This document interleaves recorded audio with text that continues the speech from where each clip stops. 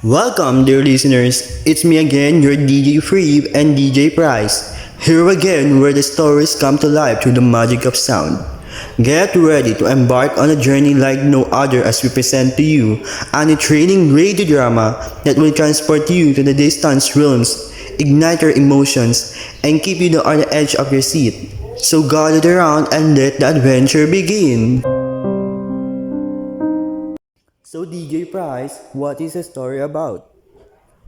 Our story begins in a 17-year-old man named Dodong, who can't wait to marry Tang. He was hesitant to tell it to his parents, but when he asked permission to his father and then he allowed him, and what are the consequences after he married her? I will tell it to him. I will tell it to him. I gazed down at the fractured earth, my senses filled with the scent of freshly turned soil. Numerous delicate worms wriggled their way out of the group, only to disappear into the ground once more. Among them, a small, colorless worm ventured blindly toward my foot, its journey undisturbed until I felt a tickle and reflexively moved my foot, launching the worm into the air. I didn't bother to follow its descent. Instead, I contemplated my age, realizing that at 17, I was no longer youthful as I once was. I began my journey homeward, contemplating how to approach the task of breaking the news to my father.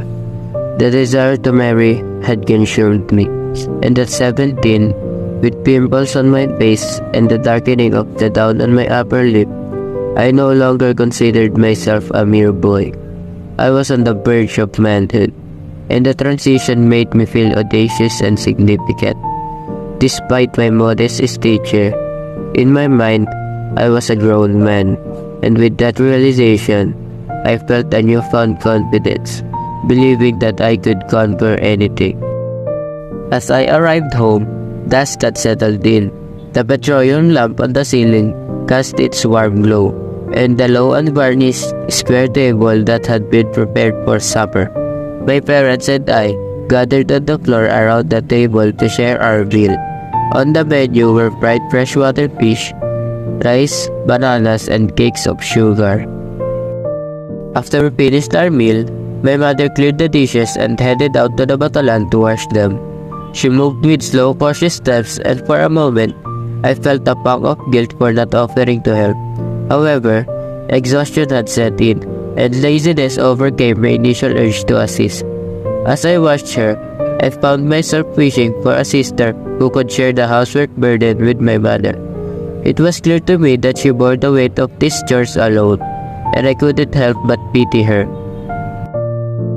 As I watched my father remain in the room, enduring the pain caused by his diseased tooth, I couldn't help but feel a sense of frustration. I had repeatedly urged him to visit the town dentist and have the tooth pulled, but his fear held him back. Though he never vocalized his apprehension to me, I could sense it in his actions. In the midst of my thoughts, I decided to seize the moment while my mother was absent and share my intentions about marrying Teang. It was something I had contemplated extensively, and when the words finally escaped my lips, they did so effortlessly devoid of self-consciousness. I felt a wave of relief over me and looked expectantly at my father. Outside, a crescent moon cast its feeble light through the window, graying the once black temples of my father. In that moment, he appeared older than before. I'm gonna marry Tiang. So what do you say, Dodong? You want to marry Taeyang? You are very young, Dodong. I'm already 17, father. And that's very young to get married. Dodo, you're so young to do that. You can't marry a girl you just met. You'll regret it in the end. But both of us are in love. We love each other. I won't let her go anymore, and no one can stop us. Son, if that is your wish, go. There was a strange, helpless light in his father's eyes. Dodong did not read it. So absorbed was he in himself. Dodong was immensely glad he had asserted himself. He lost his resentment for his father. For a while he even felt sorry for him about the deceased tooth. Then he confined his mind to dreaming of Tang in himself. Sweet young dream. So he left his house and tried to get a job. Dodong and Tang became a live-in partner. Suddenly, Dodong and Tang become a legal age and they are ready to get married. After 9 months, Tang gave birth to their first child. After 6 years, Blas was not Dodong's only child. Many more children came. For 6 successive years, a new child came along. Dodong did not want any more children, but they came. It seemed the coming of children could not be hoped. Dodong got angry with himself sometimes. Tang did not complain, but the bearing of children told on her she was shapeless and thin now. Even if she was young, there was interminable work to be done. Cooking, laundering, the house, the children. She cried sometimes wishing she had not married. She did not tell Dodong this, not wishing him to dislike her.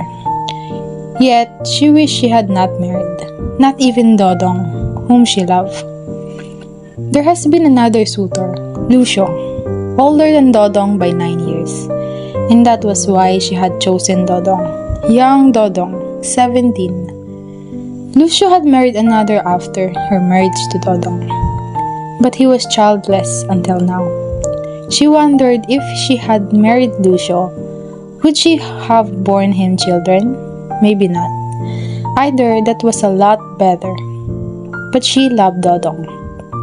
When Blas was 18, he came home one night very flustered and happy. It was late at night and Tang and the other children were asleep. Dodong heard Blas's steps for he could not sleep well at night. He watched Blas undress in the dark and lie down softly. Blas was restless on his mat and could not sleep. Dodong called his name and asked why he did not sleep. Blas said he could not sleep. You better go to sleep. It is late. Itay, I am going to marry Tona. She accepted me tonight. Itay, you think it's over?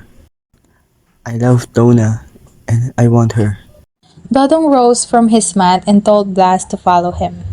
They descended to the yard, where everything was still and quiet. The moonlight was cold and white. You want to marry Tona? Yes, Must you marry? I will marry Tona. You have objection, Itay? I don't have any objections, son. But truly, I don't want Blas to marry yet. Not yet. I don't want Blas to marry yet. But I was helpless. I couldn't do anything. Youth must triumph now. Love must triumph now. Afterwards, it will be light. As long ago, youth and love triumphed for me. And then light. I looked wistfully at my young son in the moonlight. I felt extremely sad and sorry for him.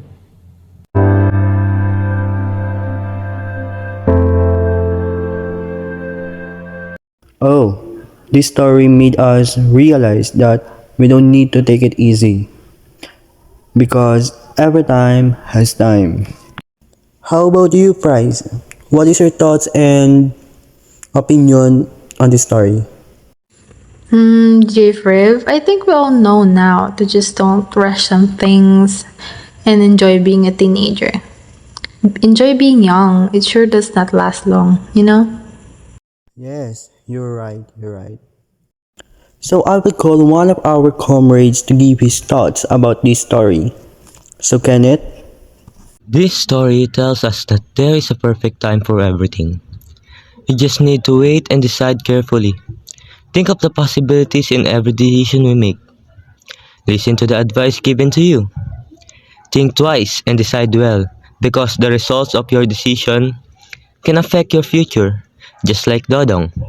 He did not listen to his father, so his selfishness leads to hardships. but not only to his life, but also to his wife and children.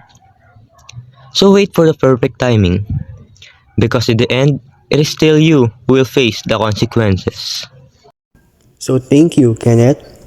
So the moral lesson of the story is that marriage is something that is taken seriously. Because marriage, aside from being a sacrament, is something that is full of responsibilities.